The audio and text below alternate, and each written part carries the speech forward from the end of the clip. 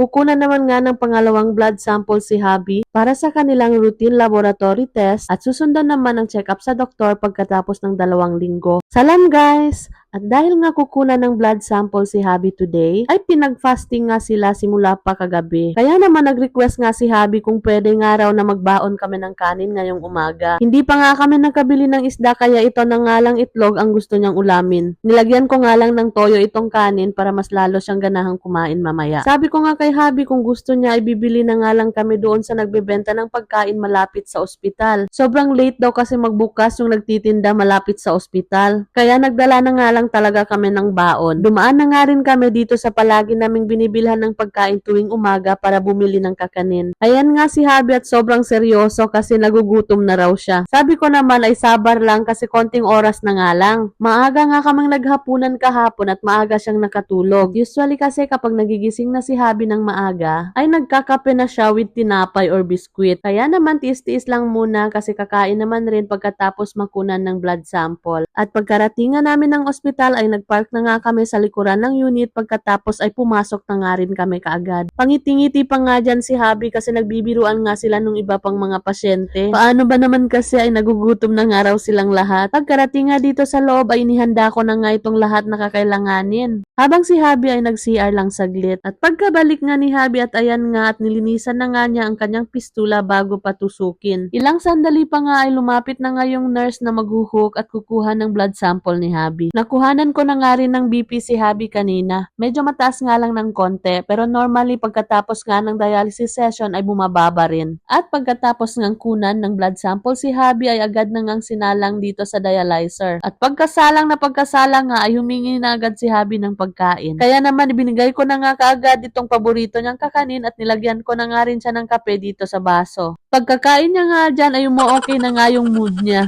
Ayan nga at pagkatapos na nga dyan kumain ng kakanin ay humingi na agad ng kanin. Kaya inihanda ko na nga rin yung baon namin at nang makakain na nga kami agad. Ilang sandali pa nga pagkatapos kumain ay nakatulog na nga si Habi ng mahimbing. Nanghiram na nga rin ako ng kumot para makumutan na nga si Habi kasi sobrang lamig dito sa unit. At pagkatapos nga ng 4 na oras before pa nga tanggalin sa pagkasalang ay kumuha na naman ng blood sample ang nurse. At pagkalabas nga namin ay nagyaya nga si Habi na pumunta ng town. Kung nakikita nyo guys, may talong nga pala akong dala dyan. Nabili ko nga pala yan doon sa isang staff ng unit. Andito na nga kami sa town at naghahanap nga kami ng makakainan. Kung uuwi pa nga raw kami ng bahay ay matatagalan pa raw kung magluluto pa ako. At dahil nga nakulangan nga si Habi sa pagkain kanina at nagugutom pa nga raw siya, dito na nga rin kami kumain kung saan kami palaging kumakain kapag kumakain kami sa labas. O diba ang daming kain? Nauna na ngang dumating itong order ko na mihon goreng with seafood. Nilagyan ko na nga rin ng masarap na chili sauce nila. Sabi ko nga kay Habi na hintayin na nga lang namin yung order niya at sabay na nga kaming kumain. At sabi naman ni Habi na mauna na nga lang daw akong kumain kasi mabilis nga lang daw siyang matapos kumain.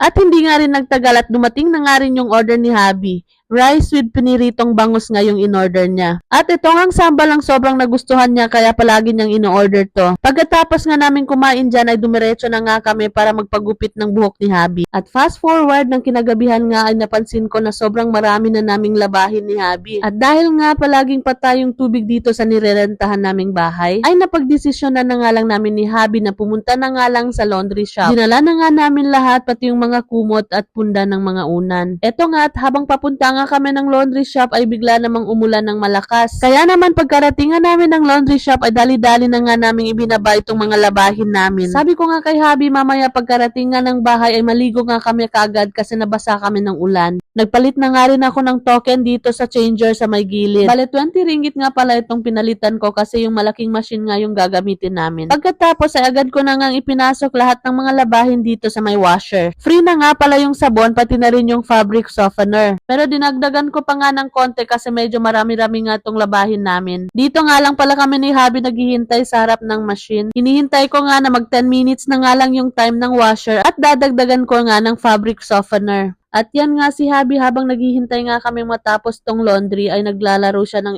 ML. At pagkatapos nga rin dito sa may washer, sa may ibaba, ay inilipat ko na dito sa taas para sa dryer. Buti na lang konti lang yung tao ngayon at maraming bakanting machine. Kadalasan kasi naghihintay pa kami ng bakanting machine. At pagkatapos nga ng mahigit kalahating oras ay tapos na nga rin akong mag-dryer. Isa-isa ko na nga rin nilagay dito sa basket na dala namin. Tuyong-tuyo na nga rin lahat at tutupiin ko na nga lang pagkarating ng bahay mamaya. Pagkatapos ay agad na nga namin kinarga sa sasakyan lahat ng nalabhan namin. At nang makauwi na nga kami agad habang humihina pa nga yung buhos ng ulan. And that's all for today. Thank you for watching and see you on my next vlog.